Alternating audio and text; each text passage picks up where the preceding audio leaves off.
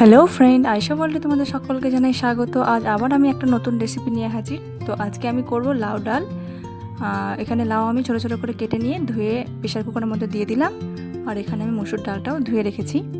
এবারে লাউগুলো দেওয়া হয়ে গেলে আমি মসুর ডালটাও একসঙ্গে দিয়ে দেবো প্রেশারের মধ্যে।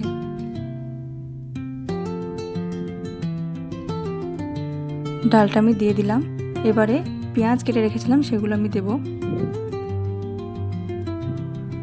তারপরে তেজপাতা, কাঁচা লঙ্কা আর এলাচ দেব। একটু আদা রসুন বাটা দেব, হলুদ দেব, গোটা জিরে দেব আর লবণ দেব। এরপরে ভালো করে এটাকে মিক্স করে নেব ডালটাকে।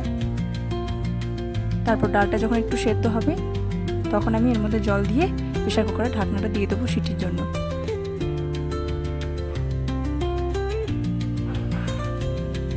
ডাল আমার দেখুন সেদ্ধ হয়ে গেছে। এবার একটা কড়াইতে তেল দিয়ে একটা গোটা শুকনো লঙ্কা, পেঁয়াজ, রসুনের কয়েকটা কোয়া দিয়ে আমি ভেজে নেবো হালকা করে। পেঁয়াজটা ভাজা হয়ে গেলে তখন আমি ডালটা ওর মধ্যে ঢেলে দেবো।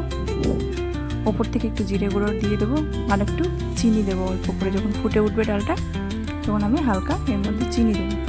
আর নামানোর আগে আমি শাহি গরম মশলা দিয়ে নামিয়ে দেবো।